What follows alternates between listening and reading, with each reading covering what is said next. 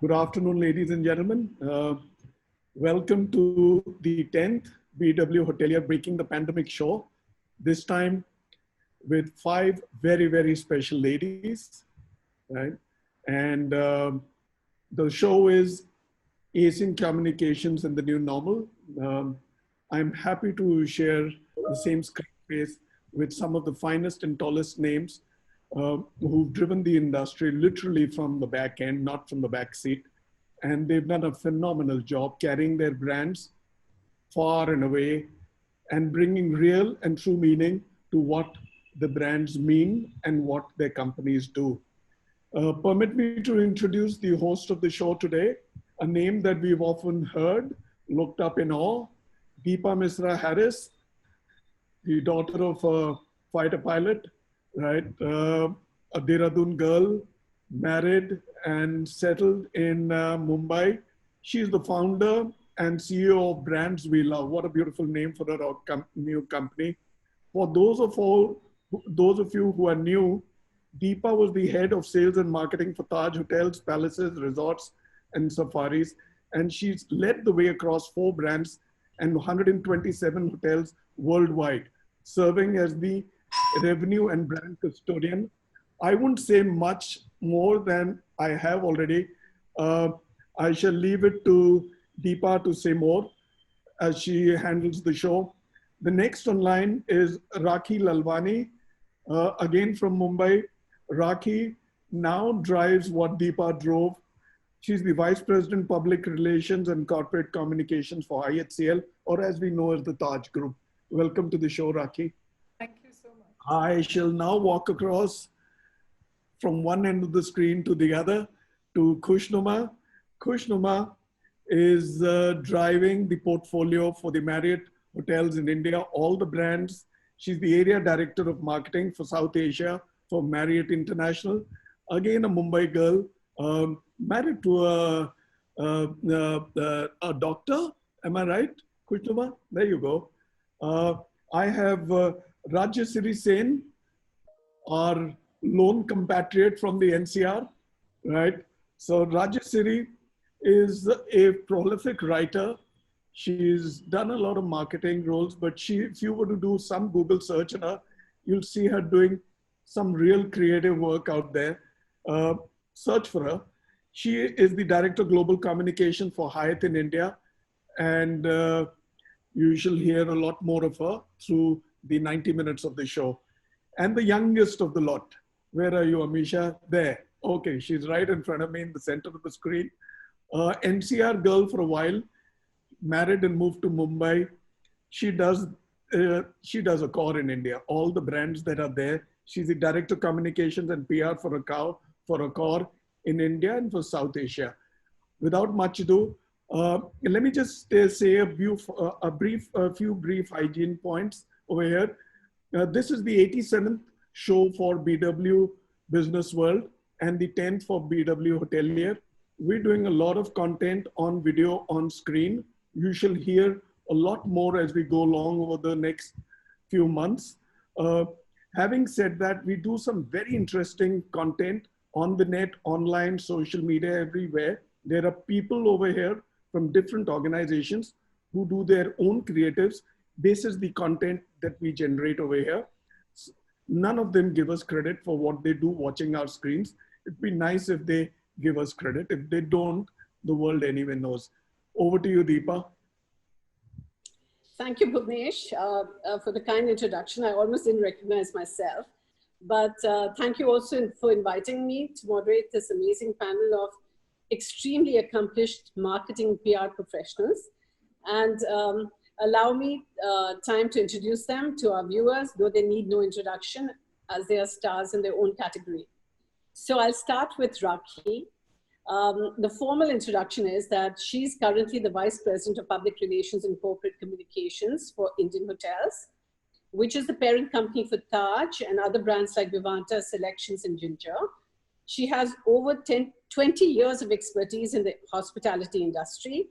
She's held several roles in sales and marketing at IHCL, and I can vouch for that. She was a star indeed because we worked together. She currently looks after the global PR and corporate communication needs for a portfolio of about 200 hotels, which includes 42 under development, and is in charge of enhancing and protecting the global image of the company. She has successfully executed integrated branding initiatives in global markets, various parts of Europe, America, Southeast Asia, all the markets that feed into the Taj Group. She's also responsible for positioning the Taj hotels in the global markets. She has been managing reputational issues, developing appropriate communication responses to diffuse and or avert crises for the Taj. She was also part of the crisis team that handled the 26/11 terrorism attack. And she was responsible, along with the team, for the successful launch of the Taj Mahal Palace, Mumbai, post-restoration, which is also now a Harvard business case study. In her free time, Rakhi enjoys reading and traveling and exploring different cultures and history and cuisine. So that's Rakhi for you. Definitely a stalwart in the industry. Then I come to Khushnuma Kapadia, another iconic woman, and we're very proud of what she's done in the hospitality industry. She has an impressive career spanning 20 years. Khushnuma has worked with renowned organizations, both in the finance and communication sector. She worked with Arthur Andersen and Good Relations Private Limited. Then in 2000, I think in 2004, she joined Marriott. She was the winner of the Women's Leadership Achievement Award by the World Women's Congress, and also amongst the 50 most talented CMOs in India, ranked by World Marketing Congress, and 50 most talented CMOs by Easy Diner in 2017. So that's quite a sterling achievement. In her 16 years tenure with the company, Khushnuma has led the marketing and brand roadmap, as well as launched multiple new properties within the Marriott portfolio in India. She manages all 16 brands in the Marriott International portfolio present in India and is responsible for the strategic growth of these brands under the consortium. Khushnuma now leads 134 operating hotels in South Asia. She's pioneered several campaigns which were ahead of their times and have gone beyond the otherwise traditional hospitality landscape. Articulate, intelligent, self-motivated, she encourages a healthy work-life balance and continues to reinvent and push boundaries and set new benchmarks in the business and marketing arena. So that's Khushnum. Welcome, Khushnum, to the panel. Thank you. Then we come to Rajshri Sen, Director, Global Communications, Hyatt India. She has a very diverse background, and which is very interesting.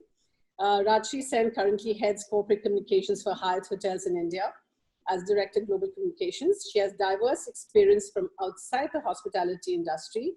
She's a columnist who has written in media on politics and pop culture for Mint, ET, Indian Express, First Post, News Laundry, and Wall Street. Wall Street Journal. She's also scripted some of the top food and travel shows on Fox and History Channel.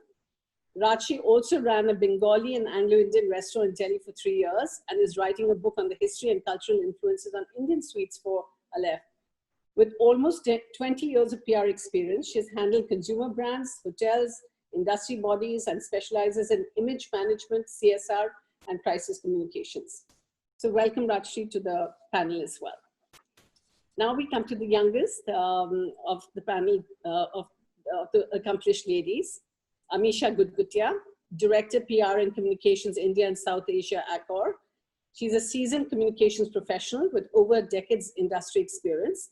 Amisha has deep expertise in leading end-to-end communication campaigns and managing guest loyalty in the hospitality space. She began her career journey at Accor in the role of Manager for Communications and Loyalty Program in 2014 and played an instrumental role in giving Accor a remarkable thrust and visibility in India. She's also achieved many outstanding feats for the Loyalty Club in the region, garnering greater prominence for the program and making it a success. Prior to joining Accor, Amisha has worked with renowned hospitality brands such as the Park and the Surya. In her free time, she loves outdoor activities like cycling with friends, long walks, and Sunday brunches. We can't agree with you more. So welcome, Amisha, to the panel. And I'm very, very happy to have such an amazing lot of women on the panel, and I wonder why there were no men. So I think we can blame Bhuvnesh for that. So, very warm welcome. I just wanted to kind of touch upon the topic because I think we just need some contextual setting. It would not be wrong to say that currently, for most people, COVID-19 has rendered 2020 to be the stuff of dystopian nightmares coming true. And we all know the global pandemic has infected nearly 4.4 million people worldwide. Traveler numbers are lower by 94%. Business travel may not recover in the short to medium term. By June, we had 189 countries that had closed borders and there was travel restrictions. So it's obviously impacted the travel and hospitality industry in a really bad way. And I think in that context, there's no playbook for even the most prepared communication professional to follow. So in that context, I just wanted to say that when we were discussing the topic, the question that we asked ourselves, how will communication professionals be changing strategies, messages, and audience perceptions in this current scenario? And as you would expect, reactions from brands have been varied, from ultra-conservative to very liberal. Brands that have remained empathetic, relevant, and considerate have fared better than their peer group. One can stop to question, when will we get back to normal? That is the way things were. I think the unfortunate answer is never. So we have to start creating the new normal. As public relations and marketing professionals, we realize things have changed. With the media focused solely on the pandemic, many brands have shifted communications online, and I think this is our largest opportunity. There are more and more people on their devices, and you have their attention. And revenue generation happens really one room, $1 or yen at a time. So now is the time for people like you to make a difference. And between yesterday and today, there are many, many moments of opportunities that you must seize. So it's time to seize the day. And now this session is going to be for 90 minutes. 60 minutes will be taken in question and answers. And I think we leave about 30 minutes at the end to take your questions. Now tell me, I would like to ask this of all of you. How's it been for you? How's this working from home? Is it your thing, or are you dying to get back to office? So I will start with Rakhi. What do you feel, Rakhi?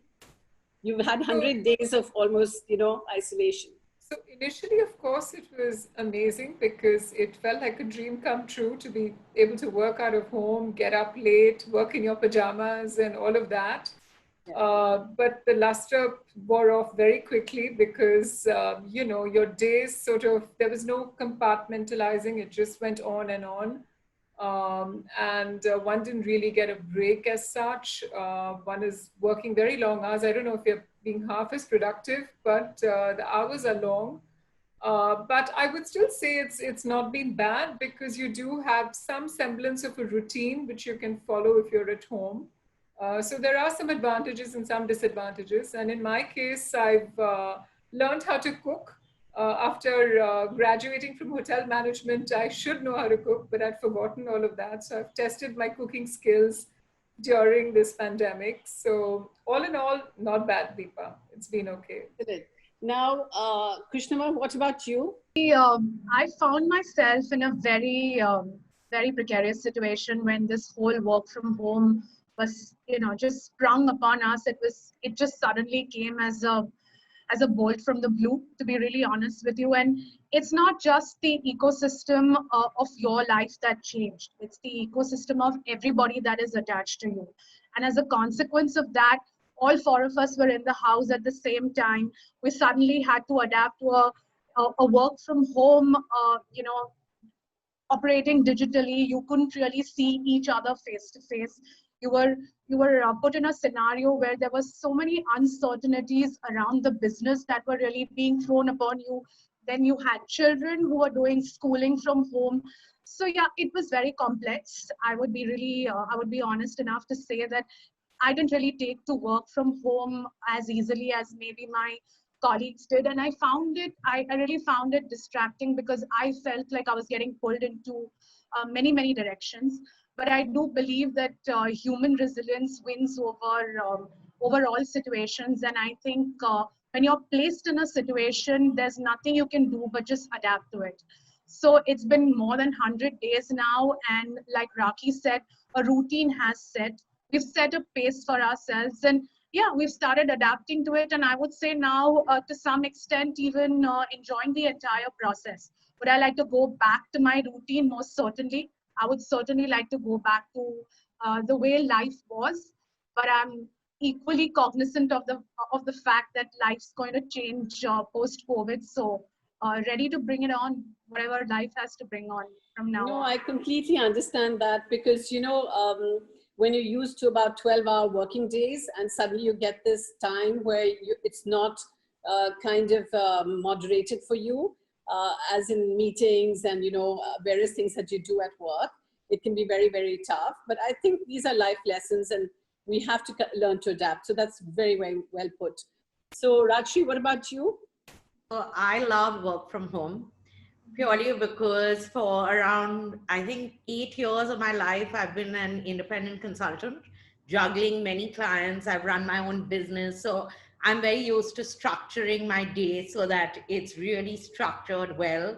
I also think you can be far more productive sitting at home because you can balance out what needs to be done at home and you can do your work and you don't feel like, oh, I have to rush back to get something done at home. But I think that's also by virtue of me having done this for so long before I had joined Hyatt. So in between my work with agencies as in Genesis and IPAN and all, where we worked in office, and then running a restaurant and being an independent consultant, and then again going back to an office, I've been able to adjust really well. And I think what we did very well is that every morning we used to have a leadership, and we still have a leadership team meeting on Zoom. So you actually end up, I keep telling everyone, I end up talking to more people than I was talking to when I was going into office, because we were all doing our own work then, but every morning we do this meeting now, and it's been happening for 100 days. I think some of us might be a little fed up of seeing each other's faces now, but we do it. But that also brings in a little structure, right? And it makes you feel like the team is together, rallying through what is happening, because it is a very difficult situation. And so I think my ease is more because I've done it before. So I found it very easy to structure it again like that. And ours, so I work with the Zurich office and the Chicago office. So ours are anyway a little stretched. But I do agree that when you're at home, and also because it's a crisis period right now, there's like, it's not like at 9 o'clock, it's not that 9 p.m. work finishes. It just carries on and on and on. So that can be a little testing. But again, I'm saying I think it's because of my past way of working from home that I'm used to structuring things myself. So that's what, thankfully, it's a learning from before, which has helped. I think anyone who's done an entrepreneurial stint would be easy with it. But I think going forward, a lot of companies are going to actually adopt this as a new norm because them find a lot of value in doing something like that. So Amisha, what about you? So Deepa, for me, honestly, in the beginning, it was quite hard. I'm someone who loves going to office, so waking up in the morning, getting ready and, heading out. Also, the first 3 months of the year, I actually traveled to the corporate office, which is in Gurgaon, which meant, meeting the larger team, getting to, just be with everyone. But this meant, being limited to home and being homebound with absolutely no help, and juggling between, your home chores and then, managing crisis, which obviously had no hours, which meant, there could be an email coming in at 9 o'clock in the evening, and you need to respond to it. But I guess, like, we human beings are quite resilient, and we always find a way to adapt to our situations. So that's exactly what's happened, and I'm now completely at peace with how life is, and how the day flows. And I guess we always find a way of managing things, and finding peace in how the situation around us is. And that's exactly what's happened to me. Yeah, and life has all been about Zoom calls, about online meetings, pretty much. So at the moment, if I was to ask you the next question, what keeps you awake at night? I'm really waiting for the world to start traveling again without, with seamless boundaries. So that's what I'm waiting to see. That's what's keeping me awake. And Raki, I can quite imagine what was keeping you awake. but let me ask you, yeah. So, well, nothing exciting keeps me awake at night, unfortunately. I do sleep mercifully, but yes, I mean, one has the crisis and occasional. But I think for me, what's most important before I go to bed, Deepa, is to know that that I've done right by whether it's my family or my friends or my organization, and I haven't hurt anyone and I haven't done anything wrong. And we all make mistakes, and when I do make those mistakes, those are the nights that I'm awake. But otherwise, mercifully, I sleep. So Good. Coming back to Krishnama, what would you say? What keeps you awake at night? Deepa, I'm going to answer this in two parts actually. What did keep me awake at night? I sleep very well now, to be honest. But if you'd asked me a question in January where you would have said, where do you see yourself 5 years down the line? I would have had that answer packed down. And then March happened to us, and the entire axis of our life pretty much shifted. So what really kept me awake at night is the fact that I had no knowledge of where things were moving, and the entire bubble of uncertainty that we were all operating within.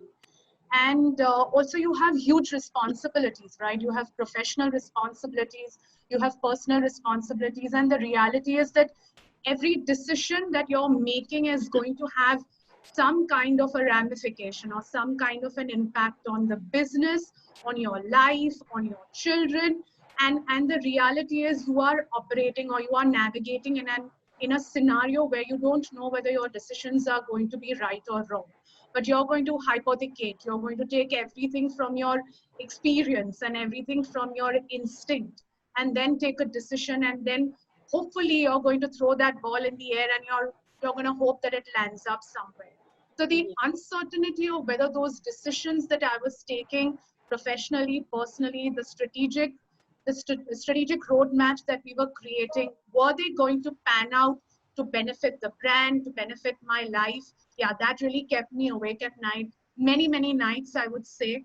But I think peace has settled, to be honest. And like Raki said, mercifully, I sleep well now. So, Yeah, yeah, good. that's Good to hear, but I totally agree with you that these are uncertain times, and you don't know how to navigate them because there is no rule book. Rachi, what about At you? night anyway.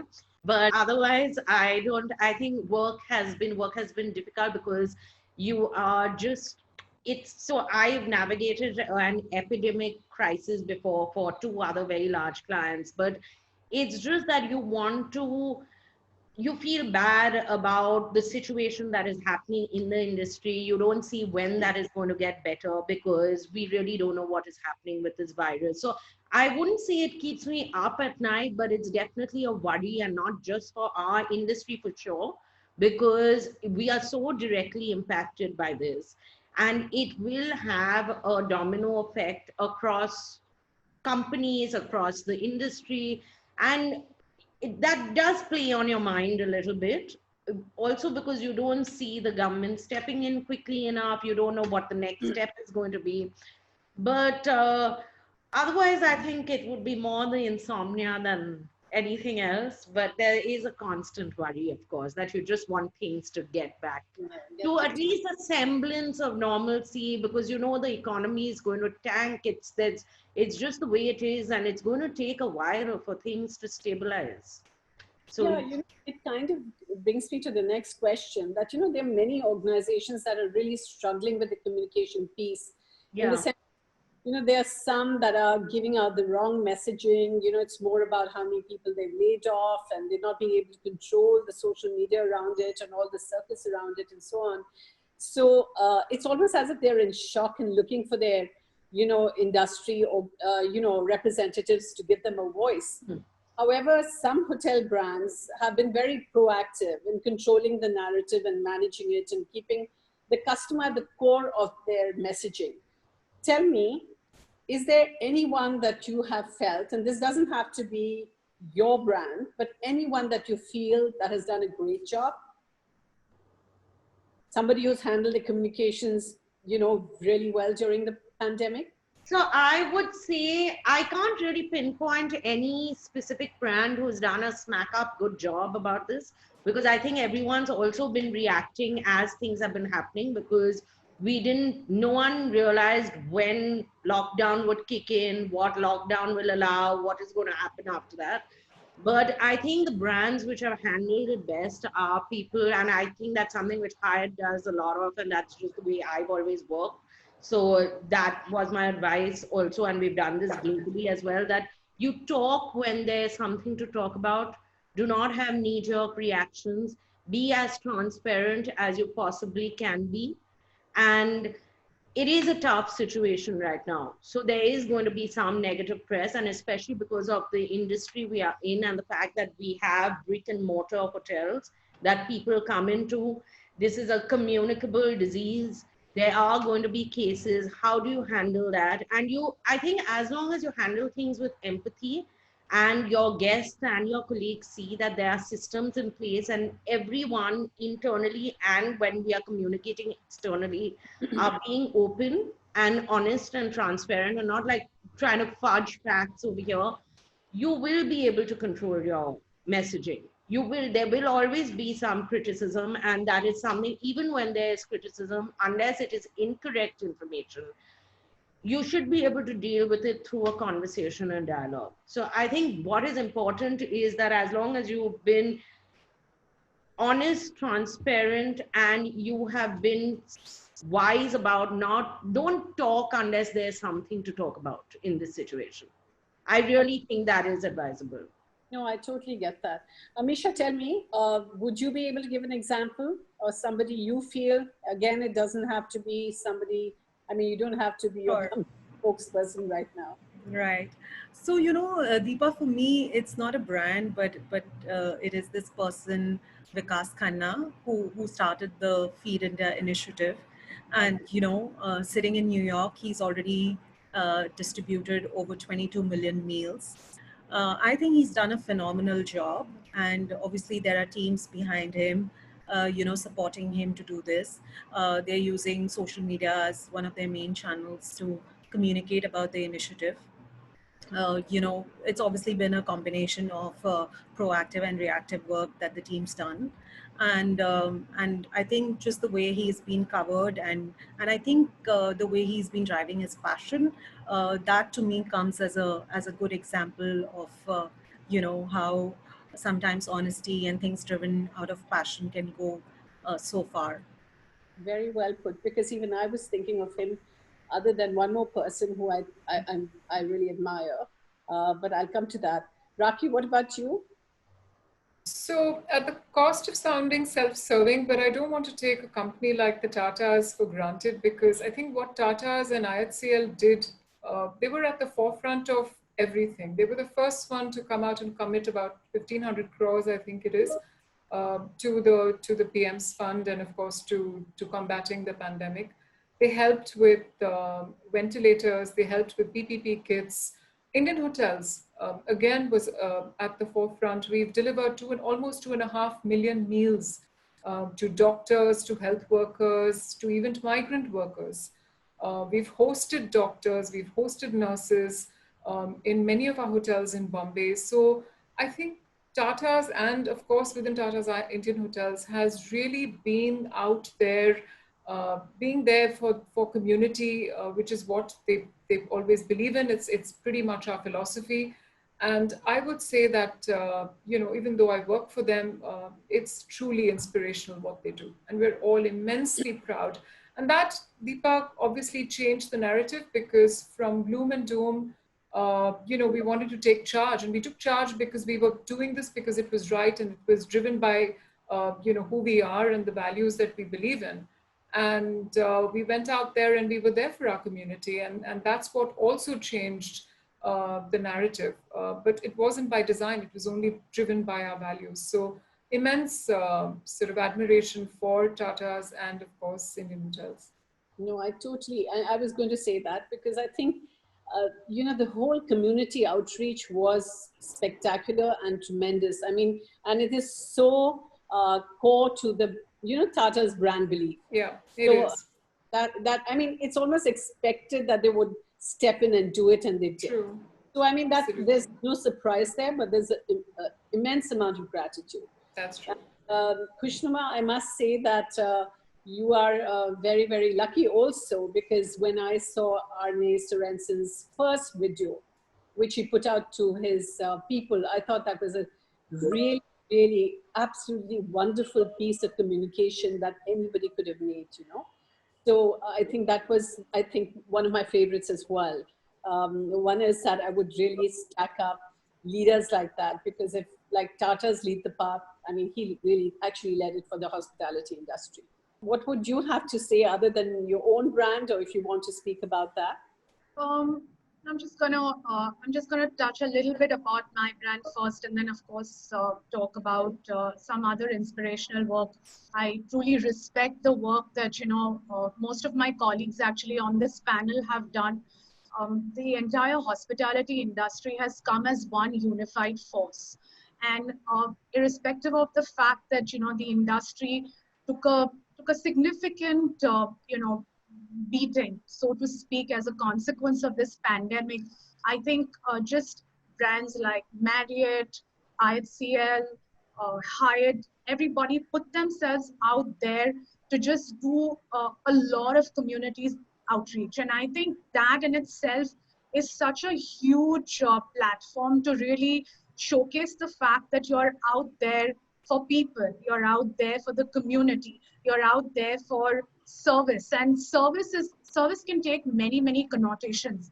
It's not just about sampling a 5-star hotel. It's also being out there and helping the underprivileged and helping people who genuinely were in need. And I think a lot of brands like Marriott and Taj have done a significantly commendable job in this space. So yeah, hats off to the hospitality industry, I would think. Just to wear a different hat, I think brands in different categories. For example, Emirates in the aviation sector, they did a brilliant job. Nike has done a brilliant job in getting out there with very fast moving, with the kind of agility that these brands can really be proud of. Getting out there, putting awareness videos, putting out campaigns, absolutely entrenching their strategy in terms of customer engagement across social media networks. To me, that has been an exemplary showcasing of what brands can do to really connect and to really eyeball with their consumers in times of crisis. And I truly appreciate the fact that they are fast, they're moving. Clearly decision making within their organizations must be happening at a rapid pace. And I think they really managed to capture their audience at a fairly fast pace. And I think that's what's very admirable about some of the brands. And I really appreciate the work that they do in that space. Absolutely. Now, if I was to I'll skip the next question, because I think in some ways you guys have answered it, which is basically that the current crisis has allowed many people the opportunity to pause and rethink their priorities. What's the new learning you've had personally or professionally? I mean, if any one of you wants to take that on, please do so. So is there somebody who's thought about it? Has anything changed for you personally or professionally? Have there been new learnings in this whole crisis before I get on to the biggest challenge you face today? I'll take that, Deepa. I think what the crisis has really taught us is recalibration. Like Rajeshri said, very rightly so. Great strategy also comes in the fact that you evaluate when you stay quiet, when is the right time to communicate. And sometimes it's not just about selling. Sometimes it's about showing empathy through all the communication construct that you do. making sure that you make your consumer, making sure that you make the guest who has endorsed you heavily in your happier times, to tell them that we're thinking of them in their times of crisis. And so it's not just about pushing your brand in your face. I think it's also about evaluating when is the right time to communicate and what is the right message. So yeah, I think that's been a big learning. Sometimes you're very eager to get out there with everything that you have to really talk about, but in times like this, you need to exercise the right quotient of sensitivity in your communication, and I think that's been a very big learning. I think what has really transpired as a consequence of this is the advent of digital media.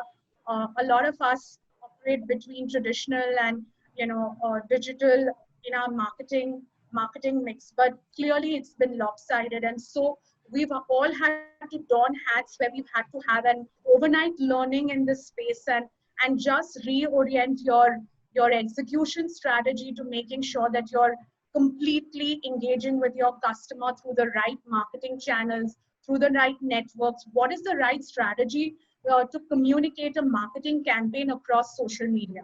All of this needs a reorientation of thought, because you've clearly had very well laid out plans that have been completely swept under the table, and you've now suddenly got to make new plans with a new strategy in a very short span of time. So I think the agility and the quickness with which you need to move in a time like this and make sure that you capture the timeliness is what crisis taught me professionally, for sure. Rakhi, would you want to talk about what was your strategy? Did you work to a plan, or were you reacting to the evolving situation? So that is something that I'd want you to share with people, because did you have a plan in place immediately after? I mean, I know that the Taj goes into a war room kind of situation where you start to plan, but were you evolving your strategy as you were going along, or what was it? Pretty much, like you said, it was evolving as we went along, because we had nothing to refer to. There was no reference in history. There have been pandemics, there have been sort of crisis. There's been MERS and SARS before that, and Ebola, etc. But nothing that's really paralyzed the world the way it has today.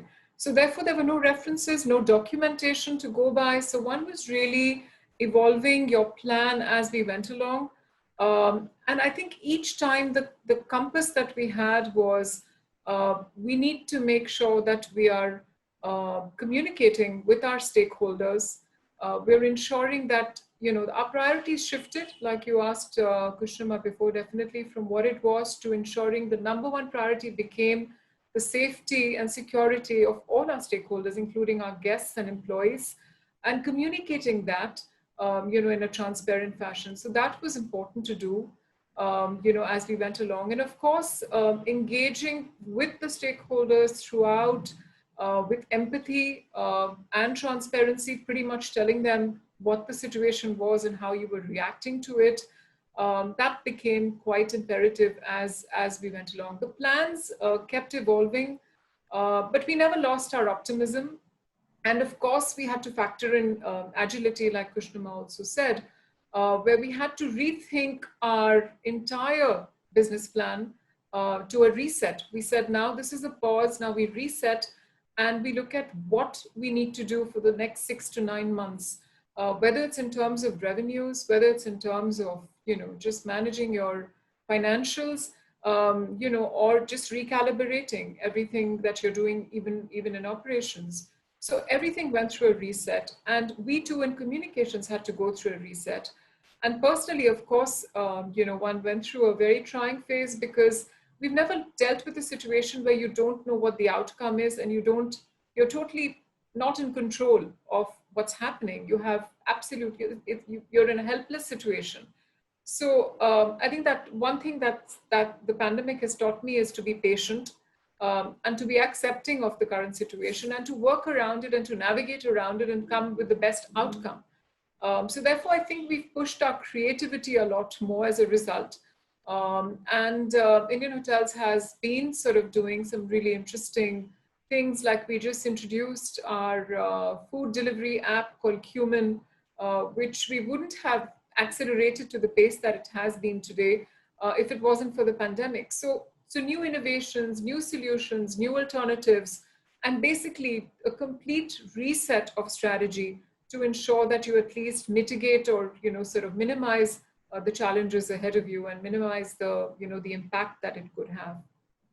I was just thinking how collaborative it was, because in the first phase, you had people who were like, all hotels were talking about their position on cancellation fees, on refunds and guidelines for COVID.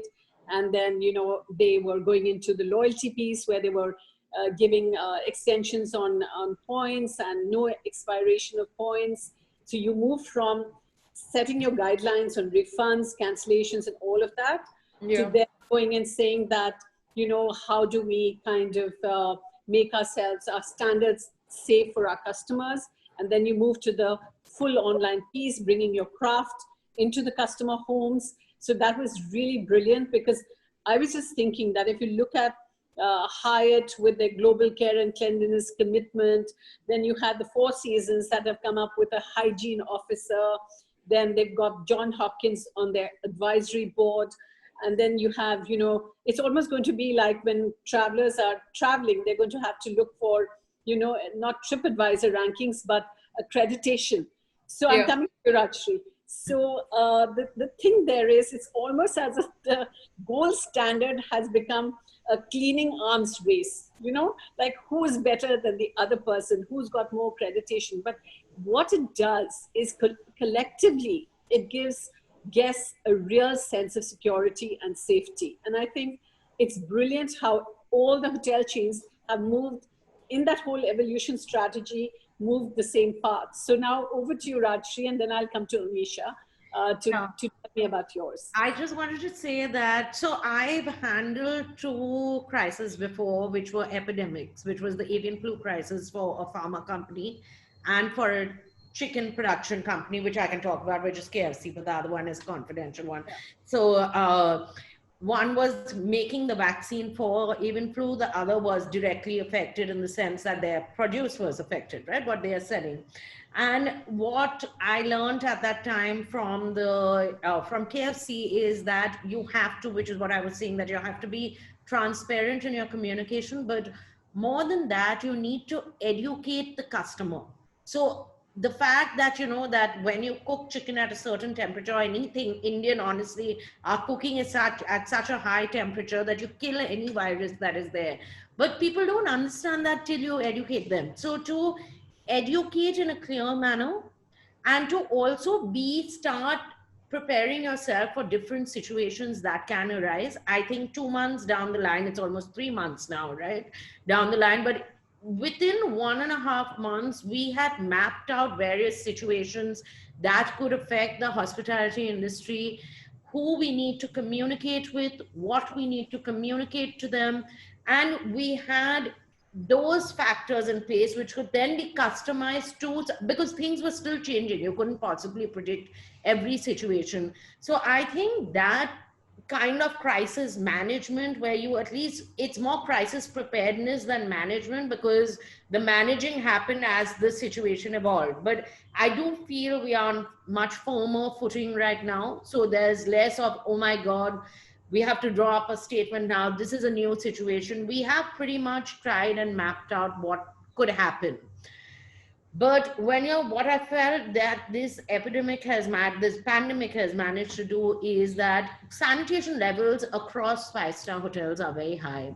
I think that is something which guests, the reason they take that for granted when they come to any 5-star hotel, right? But the fact that we had put what you said, the global care and cleanliness commitment, we have a hygiene and well-being leader, basically a trained person at every hotel, who is supposed to oversee what is all the cleanliness measures that we are taking.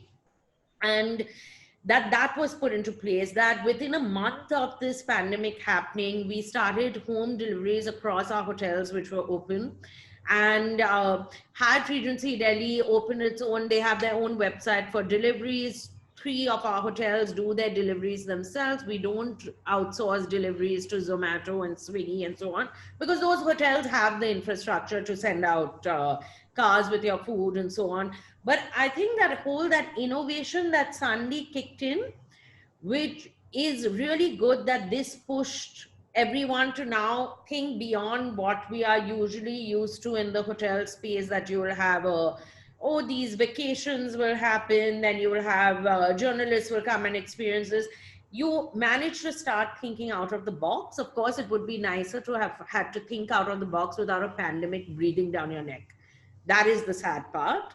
But I think we've all innovated, and it's quite interesting to see. Also, there's a lot of positive messaging going out, which is very nice. There is no, unlike in other industries where I've seen one company pulling down another company to show themselves as better, none of that has happened in the hospitality industry.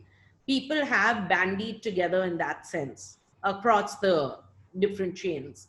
So I think the learnings are in that, and also the fact that you've just innovated and cleanliness standards are at an all-time high, which is a good thing, because this is a new world now that where we are going to be and working with doctors. So you don't want people to think they're walking into a hospital, but it's at least luxury, which is very, very safe, for as safe as we can possibly make it for guests. Amisha, what about you? Do you want to? So Deepa, for us, after this pandemic, we actually came up with a broad strategy, an overall broad strategy. We worked with specific groups. We also had specific groups in mind. And, we had regular team briefings. We ensured that, we adapted to the situation quickly. We kept ourselves agile. The plan was kept simple. It was pointed. And that kind of enabled us to lend support to the hotels, to the teams and the corporate teams, which were taking care of many other functions. This was a time when actually digital channels really came in and helped us remain connected to our customers. So whether it was about being connected to our all members, our core plus members, or even our teams, I think digital media really came in to support us, in this endeavor. We were even able to deliver, IBIS gigs. So music is one of the passion points for the IBIS brand. And in 2019, we'd done a series of gigs across all IBIS hotels. And this year, we did not let the pandemic stop that. We actually did the gig every Friday, and we were able to deliver this online experience to our customers through Instagram and Facebook. It's really been a hard journey, and I think recovering from this pandemic for the hospitality industry is going to be hard. But yeah, slowly and surely, we are definitely going to recover. For us at Accor, we've come up with the All Safe label, which is essentially our cleanliness and prevention standards. We have an All Safe officer, a designated All Safe officer at all our hotels. And of course, innovation is going to be key. So whether it's food deliveries, coming up with DIY kits, or innovating when it comes to online experiences that you take home to the customer to make sure that, they remember you. I think those things will become the order of the day. You're right. The differentiation will really come from rich content. And, Marriott's Meals on Wheels and Cumin, Taj is bringing their iconic restaurants, the cuisine home into their customers' homes. And then there's entertainment, like you said, the gigs that you're doing. I think this is tremendous. And this is really bringing a lot of value to the guests. And this is what is going to really knit guests to those hotel brands, because they'll feel the resonance with those brands and they'll be loyal to those brands. Because at the moment, anybody who's adding value and enriching their lives, they're differentiating themselves. So now to come back to a very broad kind of subject, and I'm asking any of you to kind of come in with this, is what do you think has changed with regard to travel and hotels for the future? And I mean more in terms of trends or consumer insights. Who would like to take that? So I think the rebound and the revival phase and eventually the thrival phase will really depend on domestic tourism for the short to medium term until, of course, borders open and international flights are allowed. And within domestic tourism, we are already seeing trends of, people taking short vacations in terms of driving holidays and just going to nearby places. So I think driving holidays and road trips will sort of emerge as a big trend. Going forward, I think wellness will be another big trend because there's going to be a lot of focus on health and well-being. So we feel that that's something that which will be very interesting to see as a segment. It'll definitely grow. Family vacations again, bonding together and choosing to stay in. So like we have options like Ama Stays and Trails, which are individual bungalows where you can, with your entire family, just book the entire bungalow. So these kind of stays in offbeat locations. I think over-tourism is going to be completely out. Over-tourism locations, the hotspots are going to be out of fashion. It's going to be the secluded, offbeat kind of places where people feel safer and that it's, more open, less crowded. So that's going to be another trend that one sees. Another very interesting trend that we're seeing today is that people are choosing to work from hotels and resorts from actually sort of, they can, technically you can go to the Bahamas and sit there and work with your laptop if you're connected on the Wi-Fi. So that's another interesting trend that I think the pandemic has brought about, which I think will benefit hospitality. So that's working from hotels and working from resorts. It's a dream. I wish I could do that from Goa, but I don't know if I'll be allowed. So but that's a big trend that's growing, yeah. So these are some of the things that I thought we should highlight. The other big thing, Deepa, is that there is a potential 25 million outbound tourism available to us, which obviously may not be the same number in terms of statistics because of the economy, but it's still potential for domestic tourism and to even look at segments like, weddings that were going outside India, MICE that was going outside India, leisure, of course. And that is something that I think we should capitalize as an industry as a whole by actually pushing people to, come back and rediscover their own country in so many various ways and such wonderful destinations and hotels that we all have. So I think that's another big, huge opportunity that we see. No, I totally agree because I think the spotlight's on wellness because people are going to be into mindful travel. Yeah.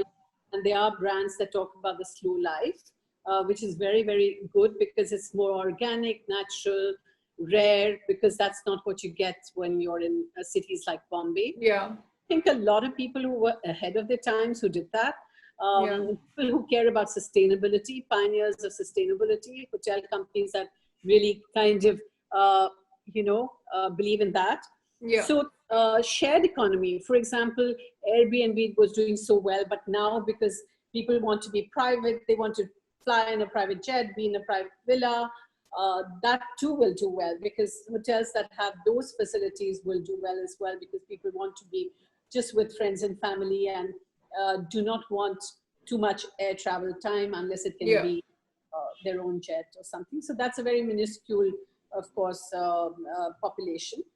But what you said about conversions of domestic tourism into, international tourism into domestic would be a big opportunity.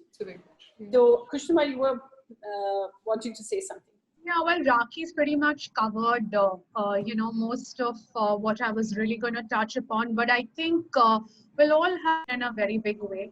I think the hospitality landscape has always been predominantly traditional in the way we've really operated across all our touch points. But I think with this entire shift, it's been a paradigm shift. It's been a paradigm shift in the way we've approached so many things and so many facets across a hotel.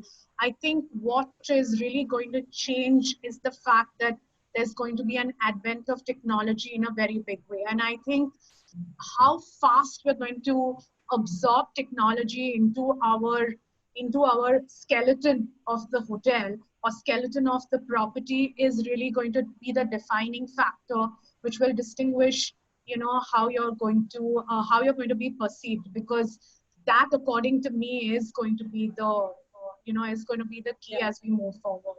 As will technology marketing strategies, because now people have got Absolutely. to delivery of that kind, so you have to raise the bar to the next level.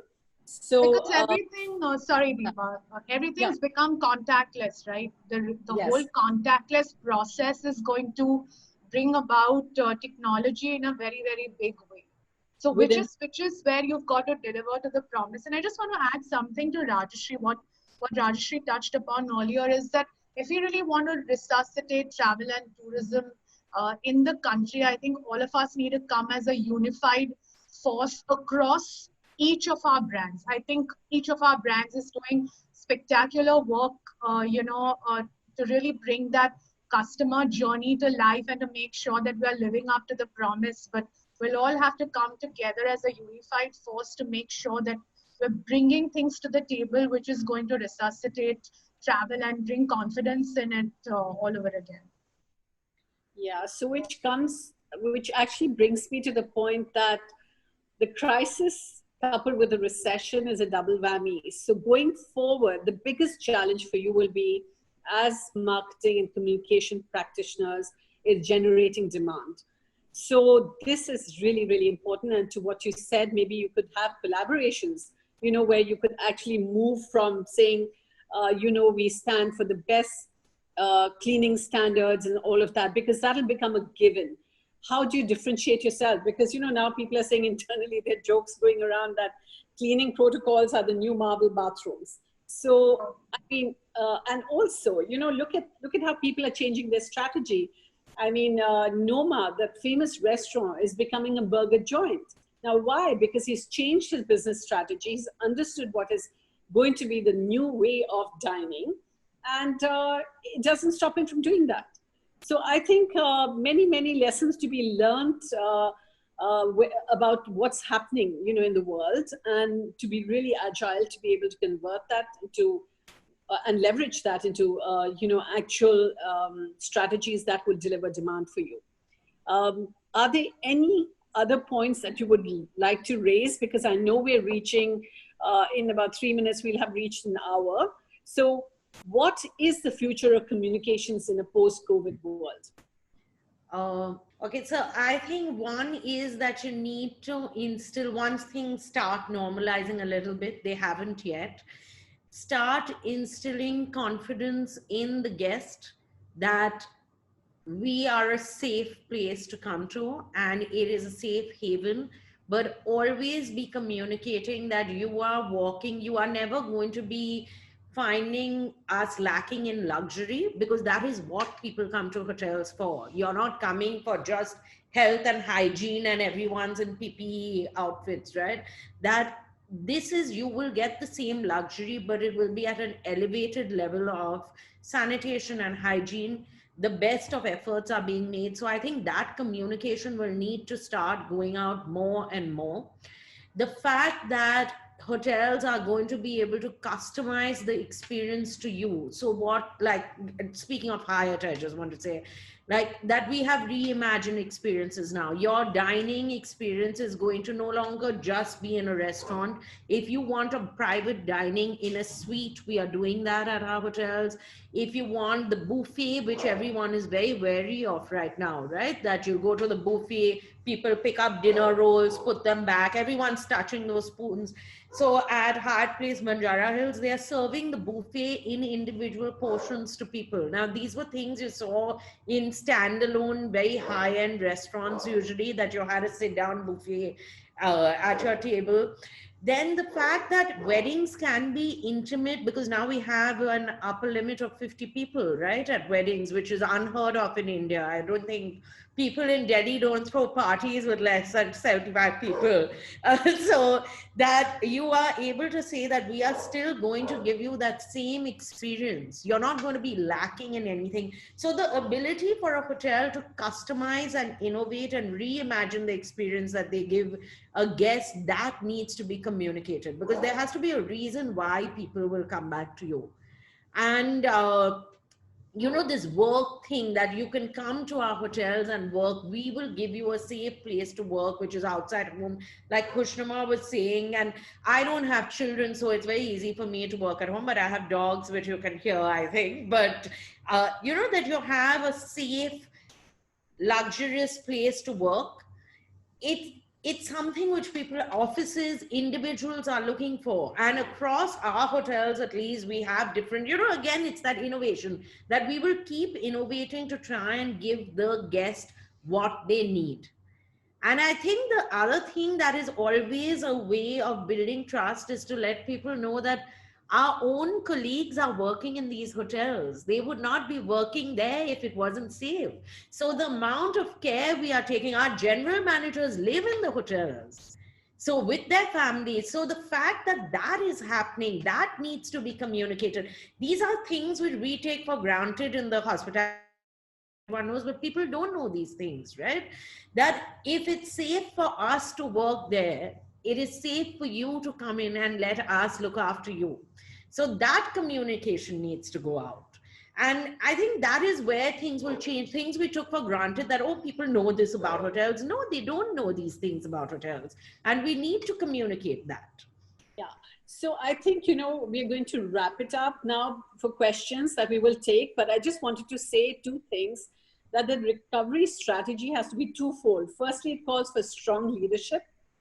So that I can see on the screen, and credible communication, both internal and external.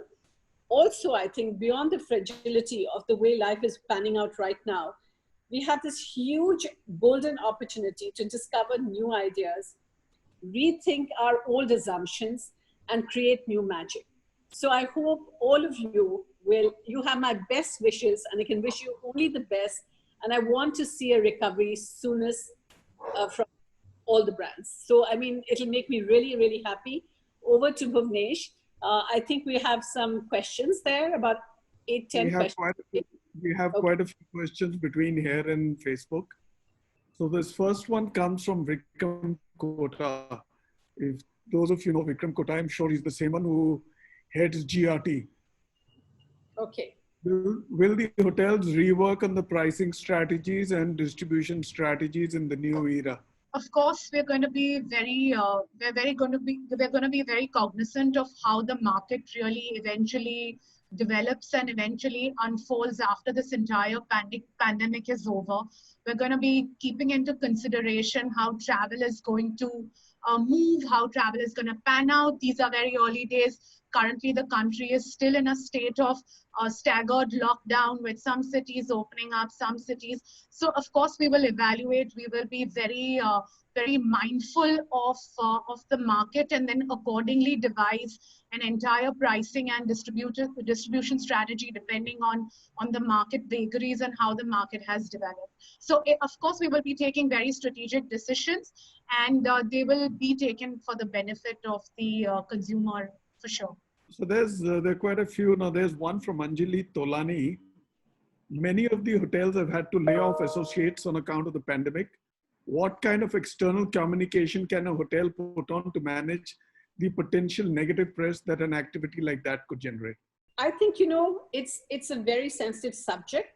And again, it's all about the leadership, how sympathetic they are to the situation, how transparent they are in the messaging, and how caring they are with their own employees. Because, you know, you can't have separate communication for your guests and your internal customers, so to speak. So it's the stand you take, which is really your brand beliefs and values. And if you stick by that, people know that if you're fair to employees and you share it with employees and you do the best by them, which is what most brands really do, because not for nothing are Taj, Accor, Hyatt, Marriott known for being the best employers. So I think that the sensitivity with which they communicate that is very, very important. Because, you know, you can have large scale layoffs and, you know, what they call furloughs, and people really get very insecure. But if the management is very transparent about the messaging, I think that way they can kind of be able to communicate the right message. Deepa, I'd just like to add that, you know, Yes. sometimes it's not about what is done, but it's more about how it's done. Yeah. You know, clearly there is no substitute for authenticity.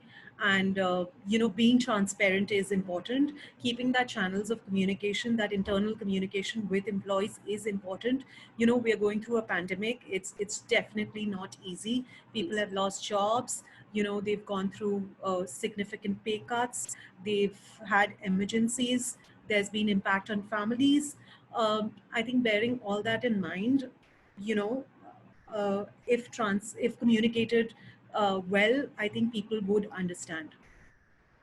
And you know, when you're at the receiving end, it is a different thing. But that's the reality that I think the world hasn't faced something like this before. So one has to be really sympathetic and really grateful for employees who have worked, you know, like long hours there for you. So I think management, many organizations are very cognizant of that.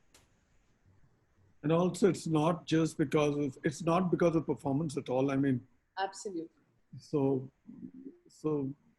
one is sensitive, but with our hands tied behind our back. So having said that, there is a question from one Mr. Abhishek. He says, as a brand, how will you regain the trust of the consumer? Nobody wants to move out for fine dining. How do you win And then consumer? no one wants to go out for fine dining. Ah, So- okay. Okay. Okay. Yeah. I can take that. Yeah.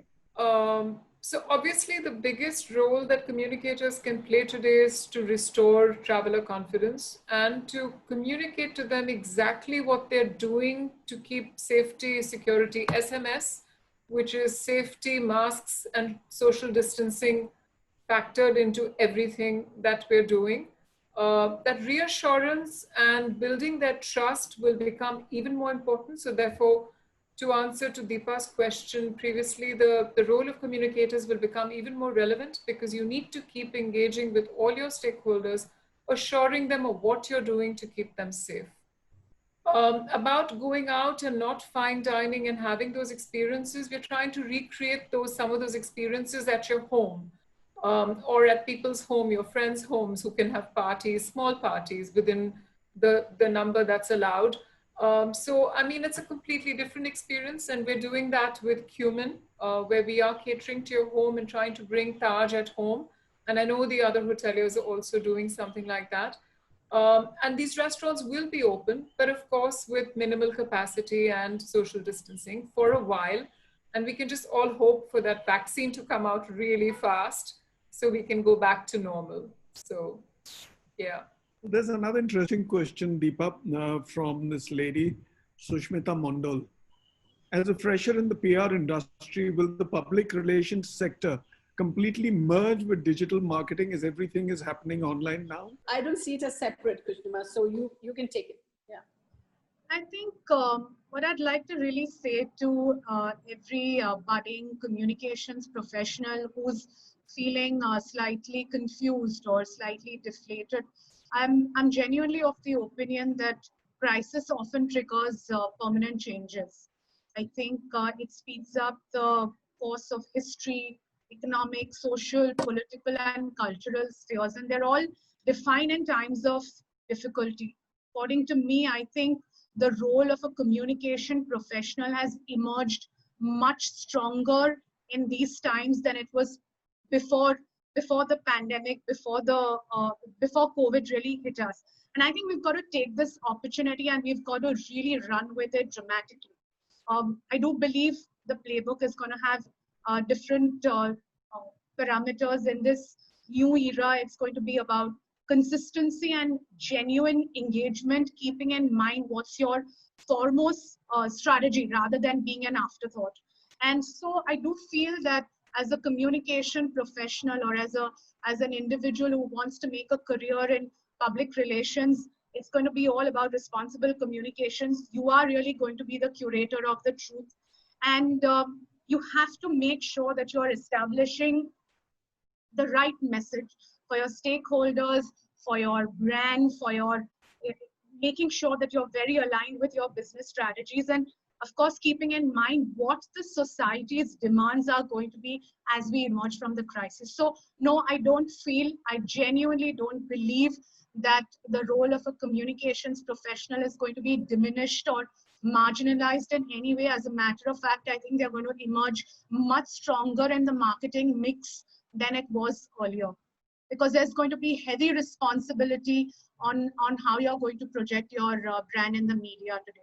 So there's another very interesting, we're inundated by questions. I must tell you, ladies, you're really pulling out the questions out of all, Twitter, Facebook, online, they're coming, they're pouring. So there's an interesting question from this lady, Kanupriya Bishnoi. So decide between yourselves, raise your hand who wants to take it. There's a gap in perception value in the food delivery received from QSRs and five-star hotels. The expectations are usually not met, as the lure for five-star hotels is not just food, but also the entire experience of dining in a luxury hotel. How do we tackle this? So, shall I answer this, Deepa?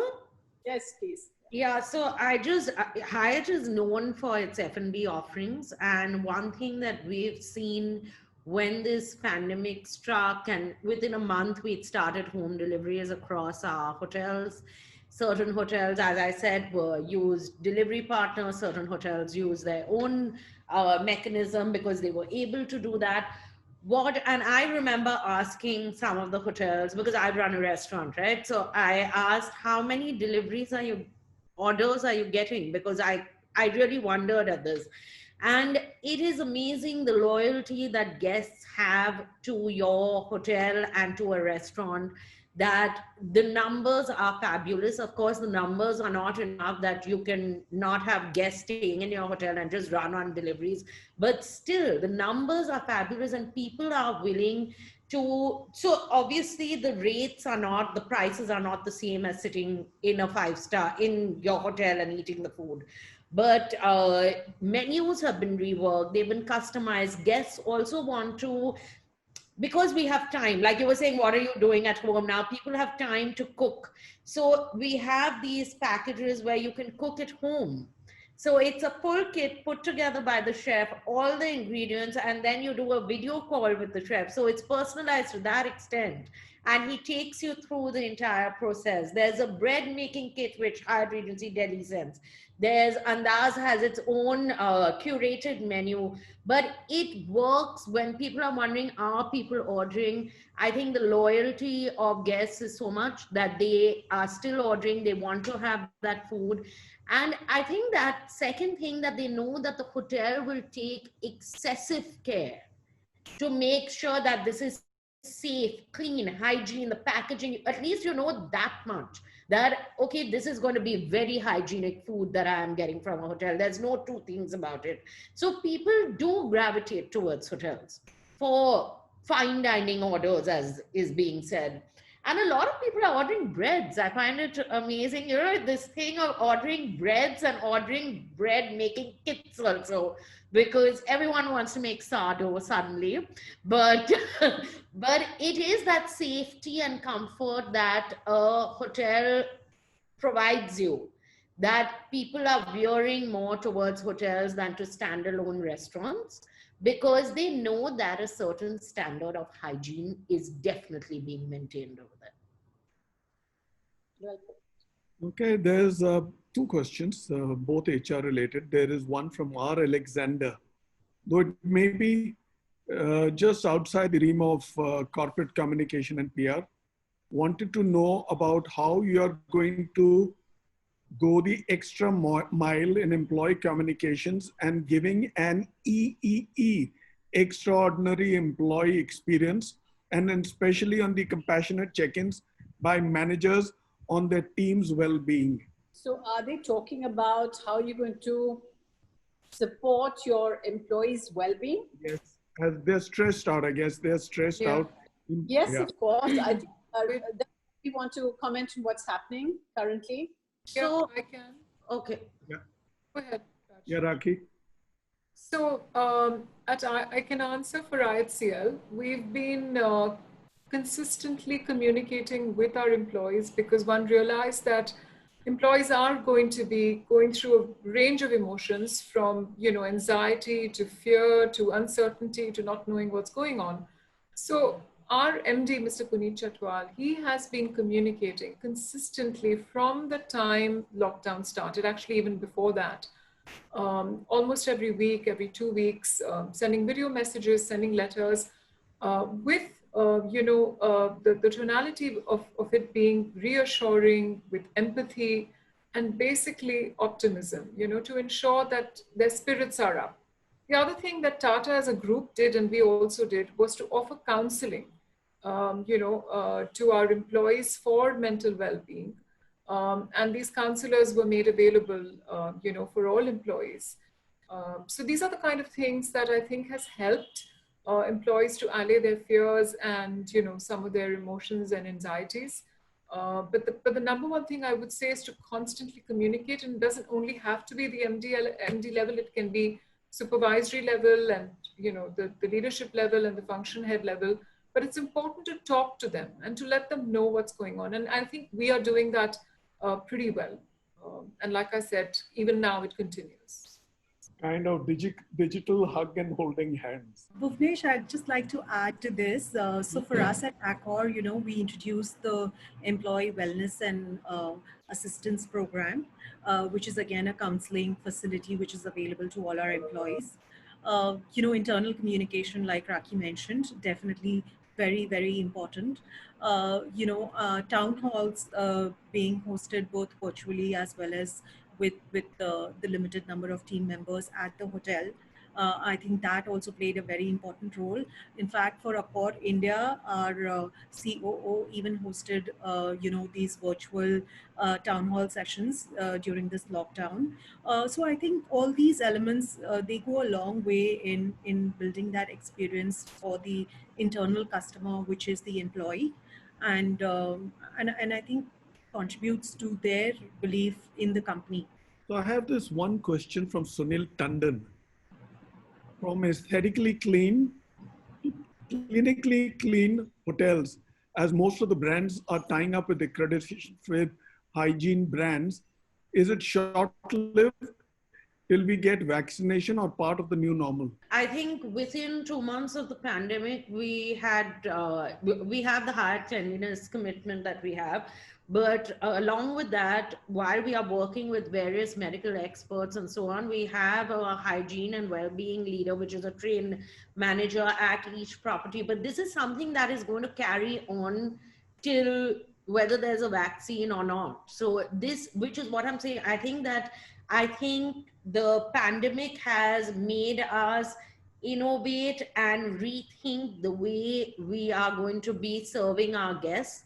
Things that which might have happened 6 months down the line have already been implemented now and will be the new norm. This is the way you will go forward. Of course, what this gentleman who's written in has said, that this elevated cleanliness, the cleanliness was always there at 5-star hotels. It's now more medically approved, maybe, and it has to follow protocols set down by WHO in regard to this pandemic. But otherwise, the cleanliness levels were always very high. We took it for granted that people knew this. And I think this is where the communication angle comes in, that you need to now start communicating that this is a very clean but luxurious place to come and stay. So that is, I think it's here to stay. I cannot believe any 5-star hotel chain is going to 6 months down the line because there's a vaccine, say, and now we are not going to be doing this. That's impossible. I think, just to add to what Rajeshri said, it's going to become a manifesto of all hospitality brands. I think it's the vision, it's the promise, and we're known to living up to the promise that we make in terms of sanitization, hygiene, and Rajeshri rightfully said it was always existing. It's just now clinically, from aesthetically clean to clinically clean, so to speak. And just because we want to make sure that we live up to the safety promise. So really, I think the vaccine is going to have no bearing on, whether we're going to change these processes or these implemented operational mechanisms. I think they're going to be here to stay. And I think more yeah. importantly, the customer has changed.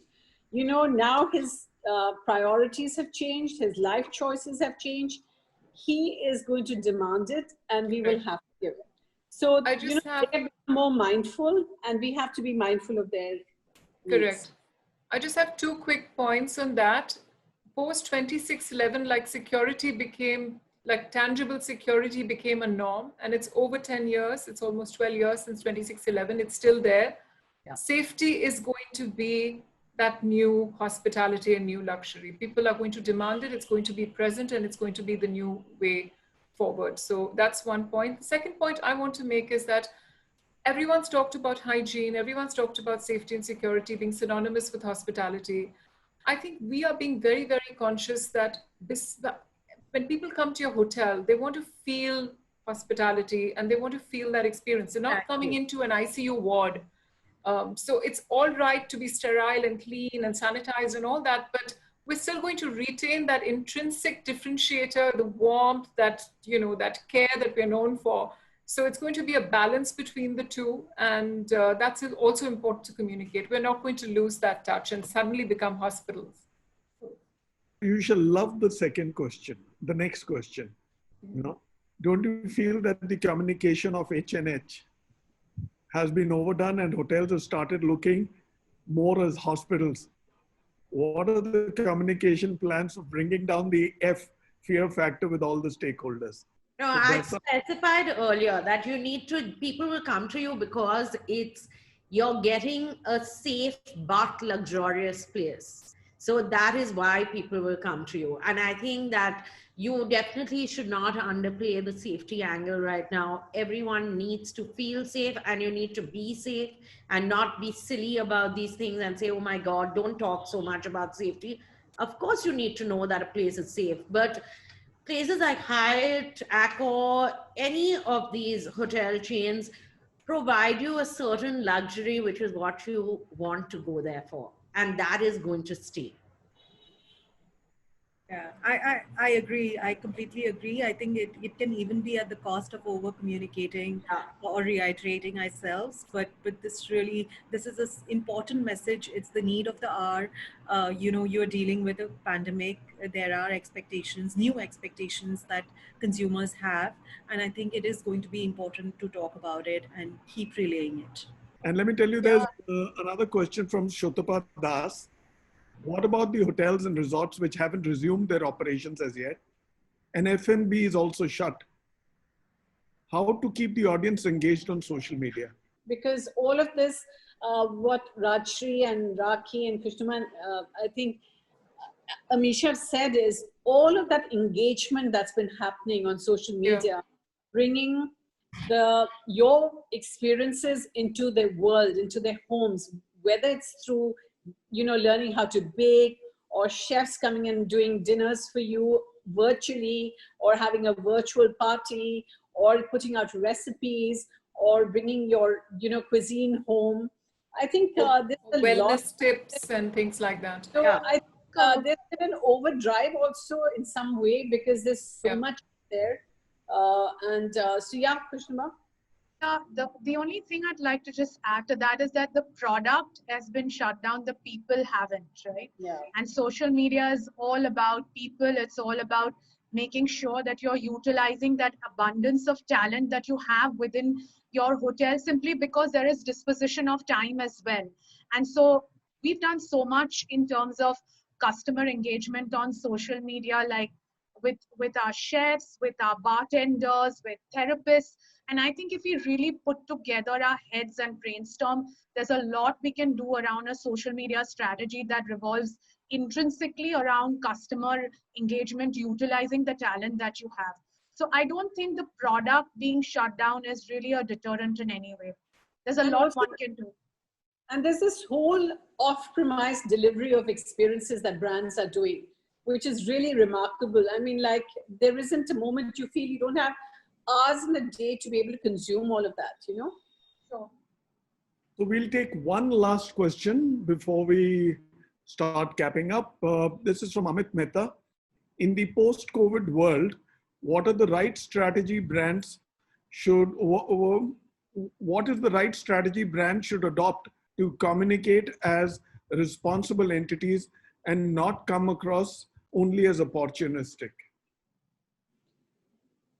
You know, I think it's really about the brand and what it stands for, because most of the brands walk the talk. They don't actually just talk. So it's very important to understand that the brands being represented on this panel are definitely the ones that will, be able to walk the talk. So Yeah. I've no doubt that it's not just messaging which is not authentic, which is not transparent, which is not honest, because without that, there is no way that you're going to be, how can customers see through that? I mean, today they're in control. You're not in control. So if they're in control, they decide who they're going to be, what choices they're going to be making. Also, one thing I wanted to point out, something as small as the cancellation policies, right, at hotels, that customers know, that guests know that no one is trying to please them. Cancellation policies have been extended till end July, and every month that we are seeing this carrying on, it is being extended. It is at a cost to the hotel, but no one is trying to scrimp on making the customer not feel pleased at a time when everyone's like, no one wants to lose money, right, as a guest. So I think people, what Deepa said, that hospitality chains are walking the talk. So there's no question of being opportunistic over here, because you know exactly, and in this world of social media, you cannot be saying something and doing something else. You will be called out on it so quickly that you will be very sorry if you did it. And I think there'll be very few brands in any industry who will be trying to do that, honestly.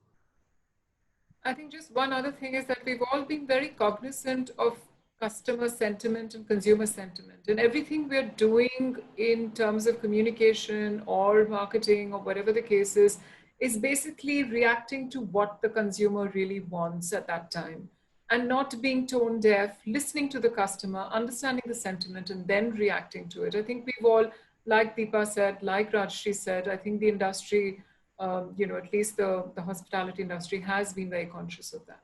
Also, with the amount of community outreach that every brand has really gone ahead, and sometimes putting your own health and safety at risk is a very big indication of the fact that the industry is very committed in establishing a very honest connect with the guests and with the consumers. So I think we've established that as an industry.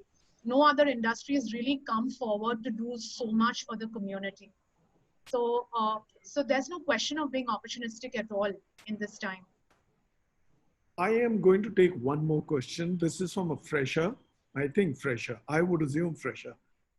Shinod Joseph, looking at the minimal staffing currently in many hotels, what could be the opportunities in the near future for hotel management students who have graduated this year, or those who are still pursuing studies? These are kids who are up for jobs. Surely, I can answer that. Well, this is temporary. It's not going to last forever. The future of this industry is fabulous. Today, it employs about 10 to 12% of India's employment comes from this sector, and it can only go up. The supply will go up. The demand will 100% go up once everything is back to normal. So all I would say is just have a little bit of patience and stay committed to the industry, because it is a great industry. Thank you all. Before I hand it over to Deepa for the closing, or Deepa, why don't you close, then I'll take it over. So, I just feel that we've kind of covered a lot of ground today, and I hope that people who were listening were able to pick up some very precious nuggets out of all of the experience, collective experience in the virtual room, so to speak. But it's very, very important that we have a clear strategy, good leadership, credible communication, and obviously backed by stuff like, meticulous sentiment analysis, watching your online reputation, statistics, all of those, and keeping an eye on the consumer, because we only exist because of the customer.